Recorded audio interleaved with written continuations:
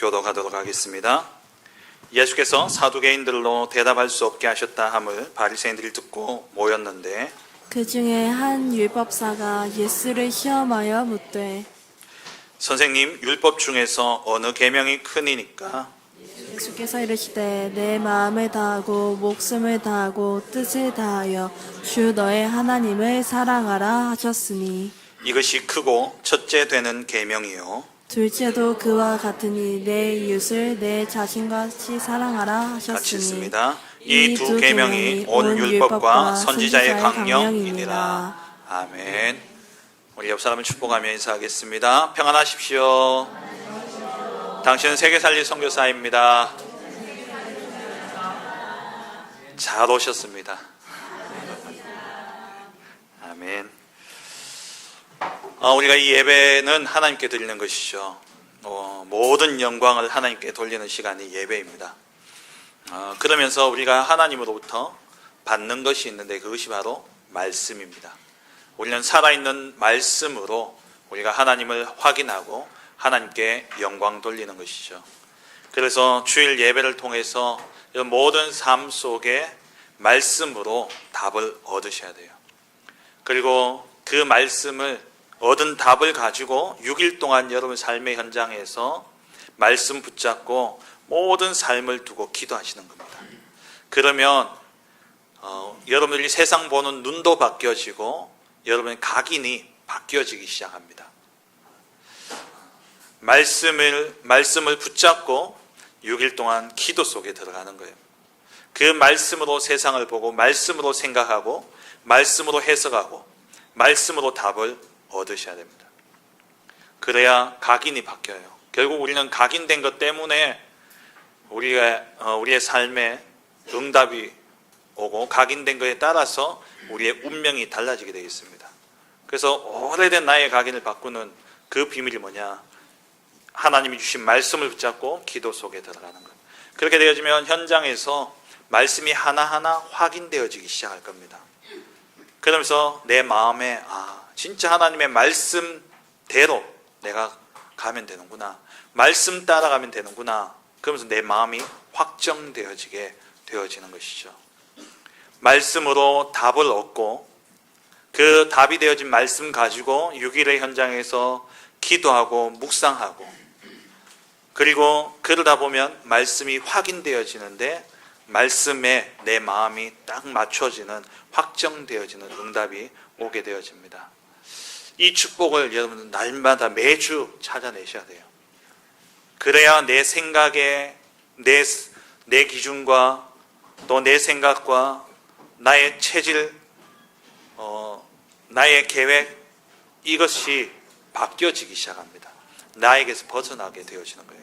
그래서 오늘도 이 시간 말씀 속에서 정말 여러분 삶에 주시는 정확한 답을 찾아내시고 그거 붙잡고 한 주간 기도 속에서 말씀으로 삶이 확정되어지는 그러한 은혜가 있기를 주의 이름으로 축원합니다. 오늘 주신 본문을 가지고 하나님의 계명이라는 제목으로 함께 말씀의 은혜를 나누길 원합니다. 지난주에 사두개인들이 예수님을 찾아와서 부활의 문제를 가지고 예수님을 시험하려 했죠. 그런데 예수님의 답변을 듣고 가르침에 놀라면서 실패하고 돌아가게 되어졌습니다. 이 이야기를 바리새인들이 듣고 오늘 본문에 이들이 모여서 또 이제 회의를 하게 되어진 것이죠. 그러면서 그 중에 한 율법사가 바리새인 중에 율법사, 율법교사죠. 이 사람이 예수님을 찾아와서 율법의 계명에 대해서 묻고 있습니다. 어느 계명이 크냐라고 묻고 있죠. 마태복음과 마가복음에는 조금 관점이 다릅니다. 마가복음에는 이 율법사가 서기관이라고 표현되어져 있고 이 서기관이 예수님께 되게 우호적으로 나와서 그렇게 우호적인 태도를 가지고 다가왔는 것으로 기록되어져 있습니다만은 오늘 본문에는 이 사람이 시험하려고 와서 물었다라고 되어 있죠. 굳이 이것을 이제 해석을 한다면은 마가복음에는 그 사람 개인이 사두개인들이 실패했으니까 거기에 대한 기쁨을 가지고 예수님이 사두개인들 뭉개놨으니까 누구의 위상이 올라갔겠습니까? 바리새인들의 위상이 올라가니까 기분 좋아서 이제 찾아왔는 그런 모습을 마가가 보고 개인의 모습을 보고 그렸다라고 본다면, 오늘 이 본문은 바리새인들 전체의 그러한 입장을 가지고 보니까 이들은 어떻게든 예수님을 무너뜨리려는 그러한 모습을 그리고 있는 것이죠. 이 율법사는 율법의 정통한 학자이면서 또 율법을 가지고 백성들의 삶을 판단하는 법률 전문가였습니다. 이들의 전공은 율법이었죠. 그래서 늘 율법을 연구하고 이 법을 어떻게 적용하고 이 법 아래 사람들이 살아갈 수 있도록 할 것인가, 그것을 계속 연구하면서 공부한 사람들이었습니다. 이 당시에는 하나님이 주신 율법은 성경이지 않습니까? 이 성경뿐만 아니라 시대가 흘러오면서 율법에 대한, 성경에 대한 해석들과 또 그것을 삶에 적용하도록 하게 하기 위해서 자기들이 그 장로들의 유전이라고 이야기하죠. 장로들의 유전이라고 하는 탈무드라든지 또 미시나라든지 이러한 율법에 대한 해석서들이 너무나 많았습니다. 그러니까 이런 많은 것들을 가지고 이제 하나하나 법 적용을 하려고 연구하면서, 그러다 보니까 이 법을 적용할 때는 우선되는 법이 있어야 돼요. 그래야지 뒤에 것을 이렇게 우선되는 법에 의해서 이제 판결을 내려야 되지, 차선적인 것을 가지고 판단해서 안 되는 것이죠. 그래서 이들이 늘 고민하는 게 뭐냐면, 늘 많은 시간을 들여서 고민한 것이 이 법률에 대한 우선순위를 정하려고 애를 썼던 겁니다. 그래서 이제 자기들의 가지고 있는, 자기들도 정의 내리지 못한 그런 난제를 가지고 예수님을 찾아와서 예수님께 질문하며 예수님을 시험한 것이죠. 어느 계명이 큽니까? 그때 예수님의 답변은 아주 명료했습니다. 이들은 그렇게 연구해도 되어지지 않는, 거기에 대해 예수님이 명료하게 단숨에 답을 주시는데, 그게 무엇이었습니까? 모든 계명의 본질은 사랑이라는 거예요. 사랑이. 이 율법을 하나님이 왜 주셨습니까? 법을 정해서 죄를 정죄하고 그 죄를 지은 사람을 벌하려고 율법을 주신 것이 아니라, 율법 안에서 하나님의 사랑을 누리고 그 율법 안에서 하나님의 법을 따름으로써 하나님의 축복을 누리도록 하기 위한 사랑에서부터 시작되어진 것이 율법이죠. 우리나라의 법도 마찬가지입니다. 법의 시작이 뭡니까? 사랑입니다. 사랑이에요. 그 사랑으로 시작되었는데 이 율법사들이 그 법에 집중하다 보니까 본질을 놓쳐버리게 되어진 것이죠. 그래서 예수님께서 이 율법의 본질이 사랑임을 말씀하시면서, 첫째는 하나님과의 관계를 회복하는 하나님을 마음과 몸과 그리고 뜻을 다하여 하나님을 사랑하는 것.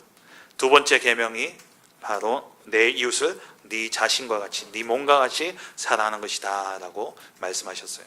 이 두 가지는 순서라기보다도 사실 영육으로 본다면 순서가 맞죠. 근데 그 어떤 차이를 둔다면 차이가 없이 동등한 그러한 법인 겁니다. 왜? 사랑이기 때문에. 하나님의 사랑 안에 인간 사랑도 포함되어져 있기 때문에 그런 것이죠. 그렇다면 오늘 첫 번째로 우리가 살펴볼 때에 이 율법의 본질은 무엇이냐? 율법의 본질은 하나님의 사랑을 나타내는 것입니다. 율법은 하나님의 사랑을 나타내는 것이죠. 하나님을 떠난 인간은 죄와 사망의 법 아래에 놓여지게 되어졌고, 그래서 죄와 법 아래에서의 인간은 절대 불가능의 상태에 놓여졌습니다. 죄와 사망의 법 아래에 있는 인간은 스스로 죄를 깨닫지도 못하는 그런 존재입니다. 왜 그러냐? 죄라는 게 하나님을 떠난 순간 나 중심이 되어지다 보니까 모든 것을 무엇으로 해석하냐니까 말씀으로 해석하는 것이 아니라 나로 해석하니까 내 기분에 따라, 내 상태에 따라, 내 입장에 따라 해석하니까 죄가 되지 않는 거죠. 내가 너무 배가 고파서 어쩔 수 없이 빵을 훔쳐 먹었어요. 그 사람의 입장에서 보면은 어떻게 보면 또 어떤 사람은 100억을 헤쳐먹는 사람도 있는데 빵 하나가 무슨 문제가 되겠냐? 그러니까 자기 입장에서 보면은 죄가 되지 않는 겁니다. 그러니까 죄와 사망의 법 아래 있는 사람들은 스스로도 자기의 죄를 깨닫지 못해요. 뿐만 아니라 죄를 깨닫지도 못할 뿐만 아니라 죄를 해결할 수도 없는 것이죠. 그래서 완전 절대 불가능의 상태에 놓여져 있는 겁니다. 그래서 이 죄라는 것은 자기 입장에서 또 사회적 정서에서 나오는 것이기 때문에 이 죄를 스스로 깨닫지 못하는 거예요. 그래서 하나님이 보시는 죄를 깨닫지도 못하고 그 죄에서 해방되어 줄 수도 없는 것입니다. 그래서 하나님께서 율법을 주신 거예요. 죄가 죄라고 깨달을 수 있도록, 이게 죄다 라고 깨달을 수 있도록. 그래서 그것은 단지 정죄하기 위함이 아니라 그 죄를 짓지 않도록 하기 위함이고, 죄를 지었을 때는 그 죄에서 내가 죄인임을 깨닫고 내가 어찌할 수 없기 때문에 이 죄에서 해방되어지는 유일한 그 길인 그리스도께 나아오도록 하기 위해서 하나님 주신 것이 율법인 겁니다. 율법의 행위로는 절대 스스로 의롭게 되어질 수 없고 구원에 이를 수 없죠.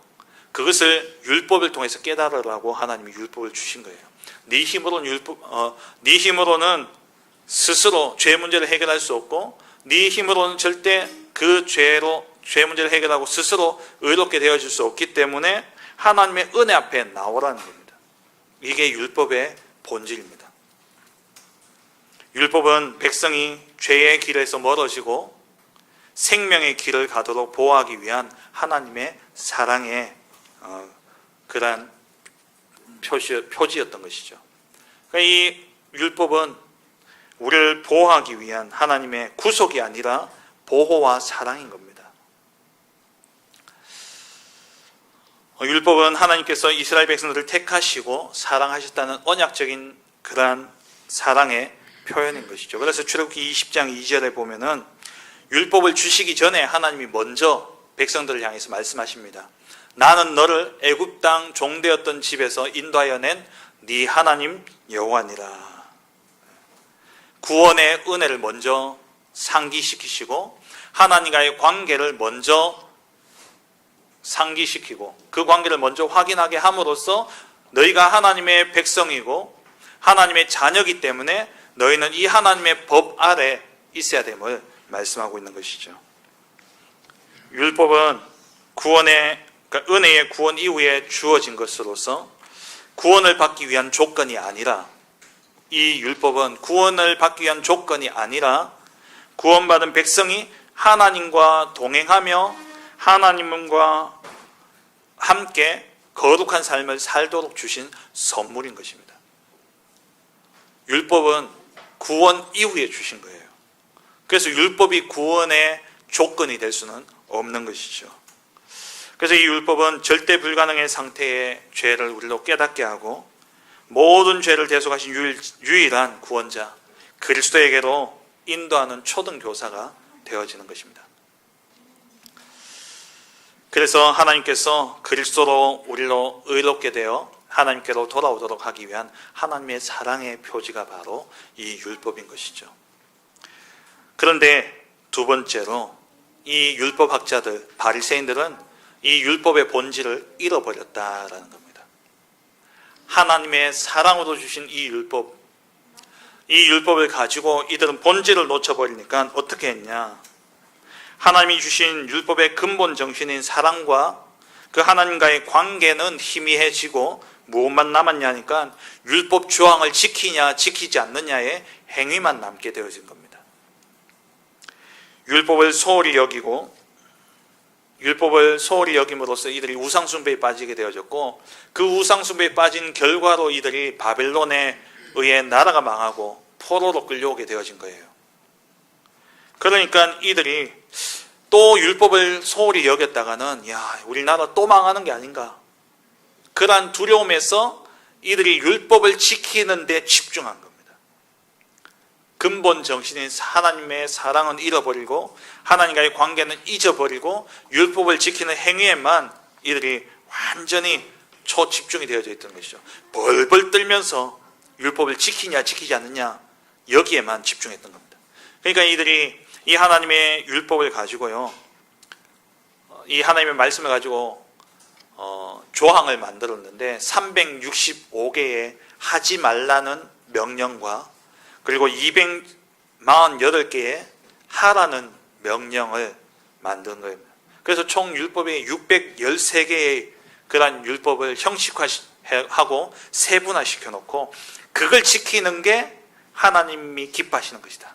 그것을 지키는 게 하나님의 뜻을 행하는 것이다. 그래서 그 마음, 하나님을 향한 마음과 하나님을 향한 사랑은 제쳐놓고 이것을 지키냐 지키지 않느냐 그것을 가지고 판단한 겁니다. 그러다 보니까 작은 규정에는 이들이 철저하게 율법을 지켰을지는 모르지만 본질적인 그 하나님의 사랑과 하나님의 긍휼하심과 하나님의 관계는 다 놓쳐버리게 되어진 거예요. 그래서 우리 다음에 살펴보겠습니다만 마태복음 23장 23절에 보니까 예수님이 이들을 향해서 이렇게 이야기합니다. 화 있을진저 외식하는 서기관들과 바리새인들이여 너희가 박하와 회향과 근처에 11조는 드리되, 그러니까 11조를 우리가 드릴 때에 뭉뚱그려서 그분의 11조를 드린 게 아니라 하나하나 항목을 쪼개가지고 박하의 11조, 회향의 11조, 근처의 11조, 심지어 그랬다 그러잖아요. 콩을 수확해놓고 콩 하나하나 세가지고 10개, 9개 세고 1개 빼고 9개 세고 1개 빼고 그렇게 세밀하게 율법은 지켰을지 모르지만 그 뒤에 예수님 말씀하시죠. 율법에 더 중한 바 정의와 긍휼과 믿음은 버렸도다. 이게 율법주의자들, 본질을 놓쳐버린 율법주의자들의 모습입니다. 그리고 이들은 심지어 그들이 만들어 놓은 이 613가지의 율법을 지키는 것이 의롭게 되어지는 것이고 그것이 구원을 얻는 길이다라고 여긴 것이죠. 율법을 어기면 구원받지 못한다라고 생각을 한 겁니다. 회심하기 이전에 바울도 이 관점을 가지고 있었던 것이죠. 근데 이 바울이 복음을 깨닫고 난 다음에 한 고백이 로마서 3장 20절에 그러므로 율법의 행위로 그의 앞에 의롭다 하심을 얻을 육체가 없나니 율법으로는 죄를 깨달음이니라 말씀하고 있습니다. 그럼 바울도 옛날에는요 율법을 지켜야지 구원 얻는다라고 생각을 했는데 복음을 깨닫고 나니까 인간의 이 율법을 지키는 그 행위로는 하나님 앞에 의롭게 되어질 수 없는 겁니다. 구원을 얻은 자에게 출애굽기 20장 2절에 율법을 주기 이전에 하나님이 먼저 구원을 상기시키면서 너희는 구원받은 하나님의 백성이기 때문에 이 율법을 지켜야 된다. 구원받은 하나님의 백성으로서 마땅히 지켜야 될 삶인 것이지 그것이 구원의 기준이 되어질 수는 없는데 하도 율법을 안 지킨 것 때문에 소홀히 여긴 것 때문에 나라가 망하고 계속되어진 전쟁 때문에 고통을 당하다 보니까 이 율법을 지키냐 지키지 않느냐 여기에 벌벌벌 떨다 보니까는 그게 뭐까지 갔냐니까 구원으로까지 구원의 기준으로까지 가게 되어진 겁니다. 무엇을 놓쳤어요? 본질을 놓쳤기 때문에 그래요. 본질을 놓쳤기 때문에. 율법의 본질은 뭡니까? 하나님을 사랑하게 하고 죄를 깨달아서 죄로 인해서 하나님께로 멀어진 우리로 하나님께로 돌아오게 만드는 것, 하나님을 사랑하게 만드는 것, 그것이 바로 율법의 본질인데 이들은 이 율법의 완벽한 준수를 통해서 율법을 완벽하게 지킴으로써 구원의 조건이 되어진다 생각했을 뿐만 아니라 또 이것을 어떤 수단으로 삼았냐니까 자기의 의를 드러내는, 자기의 의를 증명하는, 자신들의 의로움을 증명하는 수단으로 율법을 지켰던 겁니다. 그러니까 한마디로 자기의 의로움을, 그러니까 자기 자랑하기 위해서.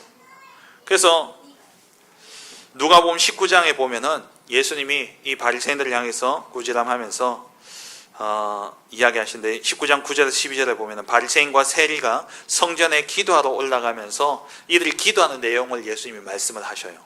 그 가운데 누가복음 19장 11절 12절에 보시면요, 자막 보시면요, 바리새인들이 기도하는데 어떻게 기도하느냐? 하나님이여, 나는 다른 사람들 곧 토색하고 불의하고 간음을 하는 자들과 같지 않습니다. 이 세리와 다르다라고 이야기하죠. 이 세리와도 같지 아니함을 감사합니다. 그래요. 하나님의 은혜에 감사하는 것이 아니라 이들보다 더 나은 의로움, 이들이 행하는 그러한 이들이 행하는 그러한 죄악된 행위를 내가 하지 않는 것, 그것을 하나님 앞에서 법으로, 하나님 이런 법을 나는 지키지 않았습니다 라고 해야 되는데 뭐라고 이야기하니까 세리들과 나는 같지 않다 라고 이야기해요. 세리들과 같지 않는 것을 감사합니다 라고 이야기하고 있는 것이죠. 율법을 하나님이 사랑하라고, 하나님의 사랑으로 율법을 주셨는데 이들은 그 율법을 자기의 의로움을 드러내고 증명하는 수단으로 사용하게 되어진 겁니다. 그리고 이 율법을 어떻게 썼습니까? 정말 하나님을 사랑하고 이웃을 사랑해야 되는 이 율법의 근본을 잃어버린 채 이 율법을 가지고 죄를 지은 사람들을 정죄하고 그 죄 지은 사람을 벌하는 도구로 율법을 사용했다라는 거예요. 그래서 요한복음 8장에 보면은 현장에서 간음하다 잡힌 여인을 데려와서는 예수님 앞에 세워놓고 뭐라고 이야기합니까? 이 여인이 간음하였으니까 돌로 쳐야 된다고. 이 여인이 죄를 어겼기 때문에 이 죄를 깨닫게 하고 회개하고 뉘우치고 돌아오게 해야 되는데 그 법의 조항에 따라서 죄 지은 사람은 돌로 쳐야 되기 때문에 이 사람 돌로 쳐야 된다라고 하는 거죠. 그러니까 율법을 징벌의 수단으로, 정죄하고 징벌의 수단으로 이들이 사용한 겁니다. 그리고 율법을 정말 구원받은 하나님의 자녀로서 그 구원의 참된 축복을 누리고 그 구원의 참된 의미인 자유와 해방을 이 율법을 통해서 깨달아 알도록 주셨는데 오히려 이 율법을 가지고 사람들 억압하는 그러한 수단으로 만든 것이죠. 그래서 마태복음 23장 4절에 보면은 이 바리새인들과 서기관들을 향해서 예수님이 7가지 화를 이야기하시면서 4절에 또 무거운 짐을 묶어 사람의 어깨에 지우되 자기는 이것을 한 손가락으로도 움직이려 하지 아니하며 바리새인들과 서기관들의 모습이 이러했다라는 겁니다. 그러니까 무거운 짐을 사람들의 어깨에다가 지워놓고 그게 억눌려 살아가도록 만든 사람들이 바로 이 율법사들이었습니다. 율법을 그렇게 연구했는데 본질을 놓쳐버리니까 다른 길로 가버린 것이죠. 우리의 신앙생활에 정말 중요한 부분이 뭡니까? 우리가요, 이 복음의 본질을 놓쳐서는 안 된다라는 거예요. 본질을 놓치는 순간 우리는 자기 자신만의 옳다라는 의로움을 세워놓고 그것으로 다른 사람을 정죄하고 다른 사람을 거기에 몰아넣고 그렇게 살지 않는다고 비방하고 책망하고 그리고 판단하는 겁니다. 그게 바리새인들의 모습일 뿐만 아니라 우리의 모습이에요. 우리는요, 항상 신앙의 본질을 생각해야 됩니다. 이들이 왜 이렇게 본질을 놓칠 수밖에 없었냐? 이들이 계속되어지는 강대국들이요 지배하다 보니까 외국의 문화들이, 다른 문화들이 들어오고 이 사람들과 자꾸 섞이다 보니까 유대교의 정체성이 훼손되어지는 거예요. 유대인으로서의 정체성이 훼손되어지니까 이 유대인의 정체성을 딱 정해놓고 그것을 지키는 수단으로 율법을 사용한 겁니다. 그래서 유대인이냐 아니냐라는 그러한 표현을 성경에 어떻게 표현합니까? 할례자냐 무할례자냐. 그러니까 할례를 받으면 유대인, 할례를 받지 않으면 무할례인. 이렇게 율법을 정해놓고 그 율법에 따라서 하나님이 구원하신 하나님의 택한 백성으로서의 정체성을 찾는 게 아니라, 하나님에게서 정체성을 찾는 게 아니라 율법에서 정한 법을 가지고 정체성을 찾는다는. 그래서 이들이 율법을 이렇게 그러다 보니까 율법의 본질을 놓쳐버리게 되어진 것이죠. 율법을 안 어기려고 율법 주변에 어마어마한 안전장치를 설치해놨어요. 안식일을 안식일을 범하면 어떻게 됩니까? 죽죠. 그래서 그 벌 받지 않으려고 39가지 안전장치를 만들어 놓은 거예요. 그래서 우리 자주 예화를 들었습니다마는 엘리베이터 버튼도 못 누르잖아요. 안식일 엘리베이터 버튼을 못 눌러요. 그러니까 안식일만 되면은 엘리베이터가 자동으로 모든 층에 서도록 엘리베이터가 그렇게 작동되어진다고 해요. 유대교에서는. 그러니까 이런 안전장치를 만들어 놓고 율법을 지키려고. 그러다 보니까 정작 이 율법의 울타리가요 너무 두꺼워져 가지고 정작 하나님의 뜻인 사랑은 멀어지고 사랑은 가려지고 그 하나님 사소한 규정만 막 남발하는 그러한 결과를 낳게 되어진 겁니다. 신앙의 본질은 행위가 아닙니다. 신앙의 본질은 관계입니다. 우리의 신앙의 관질은요, 관계예요. 율법의 본질은 뭡니까? 하나님과의 관계입니다. 구원받은 하나님 나라의 백성으로서 하나님의 사랑을 받은 자로서 그 사랑을 행하는 방식으로 주어진 게 율법이에요. 우리의 신앙의 본질도 마찬가지입니다. 행위가 아닌 관계입니다. 하나님과 함께 하는 것, 이것이 우리의 신앙의 본질인 것이죠. 우리의 최고의 응답과 축복은 돈과 건강과 명예가 아니라 하나님과 함께함을 누리는 임마누엘이 우리의 신앙의 본질이고 우리에게 주신 하나님의 최고의 축복이고 응답인 겁니다. 다윗의 고백처럼 여호와께서 나와 함께 하시기 때문에 나는 부족함이 없다라고 그랬어요. 돈이 많아서 내가 왕이 되어서 이제는 내 원수들이 없기 때문에 내가 부족한 것이 아니라 사망의 음침한 골짜기를 걸어가는 가운데서도 하나님이 함께 하시기 때문에 나는 부족함이 없다라는 것. 이것이 신앙의 본질이에요. 우리는 주일 성수 안 하면 벌 받는다라고 예전에 생각했죠. 우리는 벌 안 받기 위해서 이 자리에 와서 예배드리는 것이 아닙니다. 영과 진리로 예배하는 자를 하나님이 찾으시고 그 사람을 만나주시기 때문에 우리는 하나님 만나기 위해서 이 자리에 앉아서 예배하는 거예요. 우리는 응답받기 위해서 기도하는 것이 아닙니다. 우리는 하나님과 교제하는 것이 최고의 축복이고 최고의 응답이기 때문에 우리가 기도함으로 하나님과 교제하는 것이에요. 우리는 축복받기 위해서 전도하는 것이 아닙니다. 너희는 먼저 그의 나라와 그의 의를 구하라. 그러면 이 모든 것을 더하여 주시리라. 모든 것을 얻기 위해서 우리는 전도하는 것이 아닙니다. 우리는 하나님을 너무 사랑하기에 하나님이 기뻐하시고 하나님이 가장 원하시는 그 일을 하는 그 수고가 우리의 사랑이기 때문에 우리는 하나님을 너무 사랑하기 때문에 그 수고를 마다하지 않는 거예요. 그게 전도입니다. 하나님을 사랑하기 때문에 수고함으로 우리는 전도하는 것이죠. 본질을 놓치면요, 형식과 책임만 남습니다. 신앙생활을 형식적으로 하고 신앙생활을 책임으로 해요. 의무로 합니다. 형식과 책임이 신앙의 본질이 아니에요. 신앙은요, 사랑입니다. 하나님을 사랑하기 때문에 예배하러 나오는 것이 기쁘고, 하나님을 사랑하기 때문에 하나님과 교제하는 그 시간이 기쁘고, 하나님을 사랑하기 때문에 하나님의 말씀 따라 사는 것이 나에게는 기쁨이고 행복이 되어지는 것이에요. 본질을 놓쳐서는 안 됩니다. 항상 우리는요, 본질을 생각하셔야 돼요. 세 번째입니다. 그럼 하나님의 본질, 이 하나님이 주신 계명은 무엇입니까? 첫째 되는 계명은 마음과 목숨과 뜻을 다하여 하나님을 사랑하는 것이다 그랬어요. 신명기 6장 5절의 말씀을 가지고 예수님 하신 말씀이죠. 너는 마음을 다하고 뜻을 다하고 힘을 다하여 내 하나님 여호와를 사랑하라.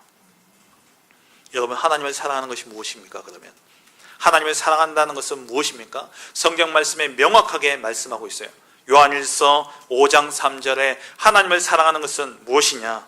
하나님을 사랑하는 것은 이것이니 우리가 그의 계명들을 지키는 것이라. 하나님의 계명을 지키는 것이 우리는 하나님을 사랑하는 겁니다. 그런데 이 계명을 지키는 것이 쉽습니까? 이 계명을 지키는 것이 쉽습니까? 어렵습니까? 오늘 말씀에는요, 그의 계명들은 무거운 것이 아니라 그래요. 근데 무겁습니까? 안 무겁습니까? 무거워요. 하나님을 사랑한다는 것이 그의 계명을 지키는 것이라면 하나님 사랑이 왜 이렇게 어렵습니까? 왜 이렇게 힘이 듭니까?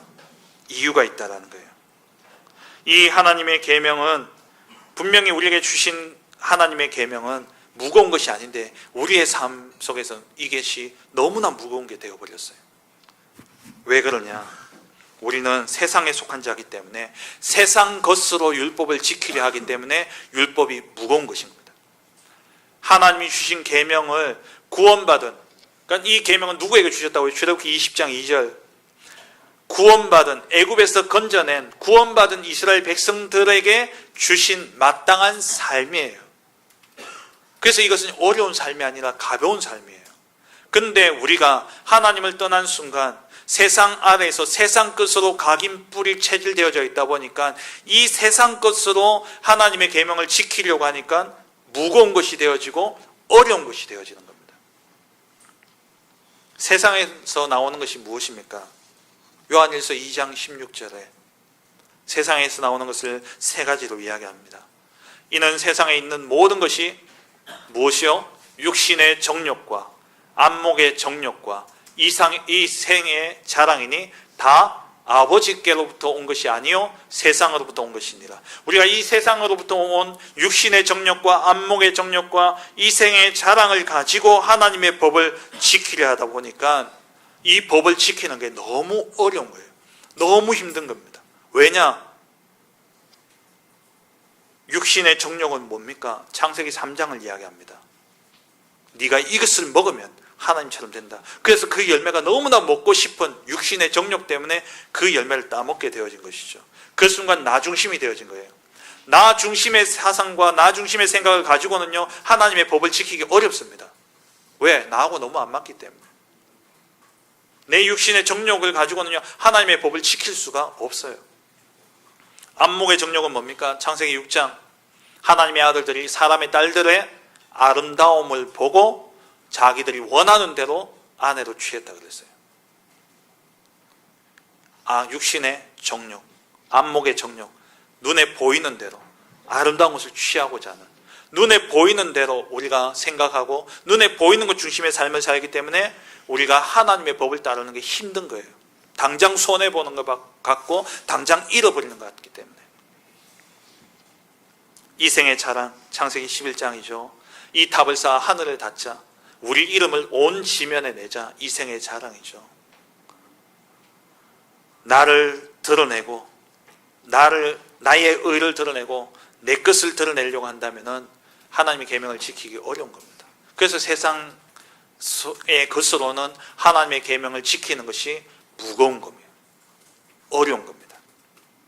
나를 죽여서 내 욕심을 버려야 하고 세상의 유혹과 죄를 거슬러야 하며 때로는 손해와 핍박도 감수해야 되는데 세상 것으로 주어진 육신의 정욕과 안목의 정욕과 이생의 자랑의 것을 가지고는 이렇게 손해를 보고 내 욕심을 버리는 것이 너무나 힘들고 어렵다라는 거예요. 그래서 어려운 거예요. 그런데 요한은 하나님의 말씀은 그 계명이 무거운 게 아니라고 해요. 왜 그렇습니까? 그 답이 요한일서 5장 4절에 나옵니다. 5장 4절에 무릇 하나님께로부터 난 자마다 세상을 이기느니라. 세상을 이기는 승리는 이것이니 우리의 믿음이라 그랬어요. 우리가 무엇으로 율법을 지키느냐? 믿음으로. 그럼 그 믿음은 무엇이냐? 요한일서 5장 5절에 우리의 믿음이 무엇이냐? 세상을 이기는 승리의 믿음이 무엇이냐? 요한일서 5장 5절 같이 읽습니다. 시작. 예수께서 하나님의 아들이심을 믿는 자가 아니면 세상을 이기는 자가 누구냐? 바로 예수가 그리스도이심을 믿는 이 믿음이 세상을 이기는 거예요. 우리는 세상의 것으로는 하나님의 법을 지킬 수 없습니다. 세상의 것으로는 하나님의 법을 지킬 수 없기 때문에 이 하나님의 계명이 너무나 무겁고 어렵고 힘든 거예요. 그런데 우리가 예수 그리스도를 정말 내 마음속에 믿고 영접하는 순간 우리는 세상의 것으로 살아가는 게 아니라 하나님의 것으로 살아가게 되어지는 겁니다. 내 안에 오랫동안 각인 뿌리 체질되어 있는 흑암의 망대가 완전히 무너지고 이미 승리하신 그 그리스도로 말미암아 내 안에 여호와의 보좌의 망대가 세워지니까 세상의 것이 아닌 하나님의 나라의 것으로 살아가는 우리 인생, 그 인생은 이 하나님의 법이, 하나님의 계명이 너무나 가벼워지는 거예요. 지난주 오후 예배 때 말씀 주셨던 것처럼 우리가 대대로 아말렉과 싸워야 되는데 누가 싸우신다고요? 여호와께서 대대로 아말렉과 싸우시리라.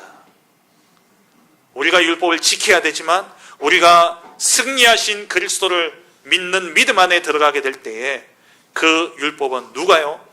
주인 되신 그리스도께서, 율법을 완성하신 모든 율법의 요구를 다 이루신 그리스도께서 내 안에 계심으로 말미암아 그 그리스도의 다스리심과 지배하심 속에 들어가는 순간 우리는 내가 지키려고 지키는 것이 아니라 지켜지는 삶이 되어지는 겁니다. 율법은 가볍게 되어진 거예요. 하나님의 계명을 지키는 것이 가벼운 거예요. 외국에서 온 노동자들이 우리나라의 법을 모르기 때문에 법을 많이 어깁니다. 그럼 여러분들은 법을 다 알기 때문에 안 어깁니까? 모르잖아요. 뭐 헌법 다 아십니까? 근데 이 나라의 정서, 이 나라의 문화, 이 나라 안에서 자라온 사람들은 법을 몰라도 법이 지켜져요. 왜? 그 정서 속에서 만들어진 법이기 때문에. 무슨 말이냐? 우리가 하나님 나라의 백성으로서, 하나님 나라의 그 택한 하나님의 소유된 백성으로서 살아간다면 우리가 알아서 지키는 게 아니라 그냥 하나님의 지배하심, 하나님 통치하심 따라 살아가는데 결과적으로 보니까 법은, 계명은 다 지켜져 있는 겁니다. 말씀 따라가는 거예요. 하나님 말씀 따라가는 거예요. 우리가 예수 그리스도를 믿음으로 우리는 세상에 속하지 않았습니다. 우리는 하나님께 속한 하나님 나라 백성이 되었습니다. 그래서 우리는 세상의 것으로 스스로 계명을 지키는 것이 아니라 이미 승리하신 그리스도의 승리가 우리에게 전가되어짐으로써, 그 그리스도, 승리하신 그리스도가 우리 안에 계심으로써 그 능력을 의지해서 계명이 지켜지는 거예요. 그래서 계명은요, 무거운 것이 아닙니다. 그래서 예수님이 말씀하신 거예요. 마태복음 11장 28절부터 30절 말씀에 수고하고 무거운 짐진 자들아 다 내게로 오라. 세상 것을 가지고 살아가는 사람은 수고하고 무거운 짐을 가지고 살아가는 겁니다. 그런데 예수님이 말씀하시죠. 내가 너희를 쉬게 하리라. 나는 마음이 온유하고 겸손하니 나의 멍에를 메고 내게 배우라. 그리하면 너희 마음이 쉼을 얻으리니 이는 내 멍에는 쉽고 내 짐은 가벼움이니라. 계명 자체를 본다면, 하나님의 법대로 살아간다는 그 계명 자체로 본다면 쉬운 게 아니잖아요. 하나님의 법대로 살아가는 게 쉽습니까? 쉽지 않다니까요. 그런데 내가 그리스도가 나의 주인이 되어지는 순간 그 멍에는 쉽고 가벼워지는 거예요. 내가 지키는 것이 아니라 하나님 지키시기 때문에. 그래서 우리는요, 날마다 그리스도 안에서 죽고 날마다 그리스도 안에서 우리가 살아나야 됩니다. 그리스도가 우리에게 주인 되어지는 삶을 살아야 되는 거예요. 그리스도의 그 능력으로 우리는 하나님을 마음과 목숨과 뜻을 다해 사랑해야 되는 겁니다. 그렇게 사랑하는 사람이 되어지는 거예요. 그래서 우리는요, 날마다 삶 집중 속에 들어가야 됩니다. 나를 없애는, 나에게서 벗어나 하나님께로 돌아가는 그 삶 집중의 속에 아침마다 일어나서 말씀 붙잡고 기도하며 힘을 얻고, 삶의 현장에서 그 말씀의 성취를 확인하고, 저녁에는 그 말씀으로 정리하고, 하루를 정리하고 치유받는 시간, 다시 말해서 24, 25 영원의 기도 속에 우리가 들어가게 되어질 때에 우리는 내가 계명을 지키는 것이 아니라 지켜지는 그러한 삶을 누리게 되어지는 것이죠. 둘째 되는 계명이 뭡니까? 내 이웃을 내 자신과 같이 사랑하라 그랬어요. 레위기 19장 18절 말씀을 가지고 예수님 말씀하신 것이죠. 그렇다면 이웃이 누굽니까? 이웃은 내 옆에 있는 사람들만을 이야기하는 것이 아닙니다. 모든 사람을 의미하는 것이죠. 이 본문과 함께 누가복음 10장에는 이 본문의 내용과 함께 이어서 나오는 예수님의 예화가 있습니다. 그게 선한 사마리아인의 비유예요. 길을 가다가 강도를 만난 사람, 그 사람이 강도를 만나서 다쳐서 쓰러져 있는데 대제사장이 지나가는데도 자기도 강도 당할까 겁나가지고 빨리 도망가 버리죠. 그리고 유대인이 지나가요. 근데 아무도 도와주지 않습니다. 근데 사마리아인이, 그렇게 개나 돼지처럼 취급하는 그 사마리아인이 그 사람을 도와준 거예요. 그럼 누가 이웃이냐라는 거죠. 우리가 생각하는 그러한 사람이 아니라 모든 사람, 도움이 필요한 모든 사람이 곧 우리의 이웃이 되어지는 겁니다. 그 사람을 도와야 돼요. 복음이 없어서 죽어가는 영혼들, 누가 가서 복음 전해주는 자가 없어서 죄와 사망의 법 아래 매여서 무엇이 옳은지 그른지도 알지 못하고, 왜 내가 저주와 재앙을 당하는지 이유도 알지 못하는 채 고통당하며 죽음의 그 권세 아래 있는 자들, 이들을 건져내는 것이 바로 이웃사랑입니다. 전도가 바로 최고의 이웃사랑이에요. 복음 가진 우리는 우리의 도움을 필요로 하는 모든 병든 자, 237 나라 5천 종족에 흩어져 있는 자들과, 그리고 앞으로 일어날 우리 후대들을 정말 사랑하여 복음 전하는 그것이 바로 온전한 이웃 사랑인 것입니다. 그래서 오늘부터요, 여러분 주위에 있는 복음 없는 이웃의 명단을 적으세요.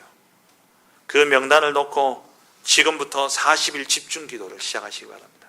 그 사람의 배후의 역사는 흑암의 세력이 꺾여지고 정말 그 사람에게 하나님의 나라가 임하도록, 그러면서 40일 동안 그 사람을 관찰하고 그 사람을 분석하고 그 사람에게 진짜 필요한 그리스도, 모든 문제 해결하신 그리스도지만 이 사람이 사단에게 묶여있는 부분이 있다니까요. 이 사람이 흑암에게 묶여있는 부분이 있어요. 그 부분을 풀어줘야 되는 겁니다. 그게 전도예요. 그래서 명단을 적고 지금부터 기도하며 40일 여리고 작전을 펴시기 바랍니다. 40일 딱 잡고 그 사람 명단 적고 기도하면서 분석하고 그 사람에게 그 사람이 잡혀있는 흑암의 부분을 찾아내서 그 부분 가지고 우리가 복음 들고 들어가는 거예요. 직접 정말 그러면서 여러분 하실 수 있다면 직접 찾아가서 복음도 전하시고, 하실 수 없다면 우리 교회 또 귀한 사역자들 활용하시고, 아니면 저를 불러주세요. 제가 가겠습니다. 어디든 가겠습니다. 이제 진짜 복음이 필요한 그 현장에 복음 전하는 그것이 하나님이 말씀하신 내 몸과 같이 이웃을 사랑하는 것이라면 우리 이 계명 지켜야 되죠. 정말 이웃 사랑하는 그 마음을 가지고 지금부터 전도자의 삶을 누리시기 바랍니다. 말씀을 맺겠습니다. 신명기 28장 1절에 네가 네 하나님 여호와의 말씀을 삼가 듣고 내가 오늘 네게 명령하는 그의 모든 명령을 지켜 행하면 내 하나님 여호와께서 너를 세계 모든 민족 위에 뛰어나게 하실 것이다. 이 본문의 뒤에 나오는 말씀이 이 말씀을 지켜 행하면 들어가도 복을 받고 나가도 복을 받는다는 말이죠. 반대로 이 계명을 지켜 행하지 않으면 들어가도 저주받고 나가도 저주받습니다. 우리는 계명을 지키는 삶을 살아야 돼요. 그런데 우리가 가진 것으로 이 계명을 지키는 것은 불가능한 겁니다. 우리의 힘으로는 불가능해요. 그래서 하나님 우리에게 그리스도를 보내주신 겁니다. 이 예수 그리스도, 이미 승리하신 그리스도, 그 승리하신 그리스도를 우리가 붙잡게 될 때에 수고하고 무거운 짐이 가볍고 쉬운 짐으로 바뀌어지게 되어지는 것이죠. 그래서 우리는 날마다 그리스도와 함께 죽고 그리스도와 함께 사는 삶 집중 속에 들어가시고, 우리의 이웃을 내 몸과 같이 사랑하는 이것이 율법의 핵심이기 때문에 우리는 이웃 사랑하는 그 마음을 가지고 정말 죽어가는 영혼들을 품고 그들 위해 기도하며 그들에게 복음 전하는 전도자로서 하나님의 계명을 이루어 들어가도 복을 받고 나가도 복을 받는 그러한 축복 누리는 증인 되시길 주의 이름으로 축원합니다. 기도하겠습니다. 기도 제목입니다. 하나님의 계명을 지키는 전도 제자의 기도입니다. 조금 길지만 세 가지 길지만 말씀의 핵심입니다. 그래서 한번 우리 같이 읽겠습니다. 형식과 책임적인 행위가 아닌 하나님과의 교제 속에서의 사랑으로 하나님의 계명을 지키는 자 되게 하소서. 이미 승리하신 그리스도의 능력을 의지하여 마음과 목숨과 뜻을 다해 하나님 계명을 지키게 하소서. 영원 사랑의 마음으로 모든 이웃을 품고 기도하며 복음 전하게 하소서. 이번 한 주간 동안 진짜 하나님의 계명을 지키는, 그래서 나가도 복을 받고 들어가도 복을 받는 하나님 나라의 복을 누리는 우리 모든 성도님들 되어주시길 주의 이름으로 축원합니다.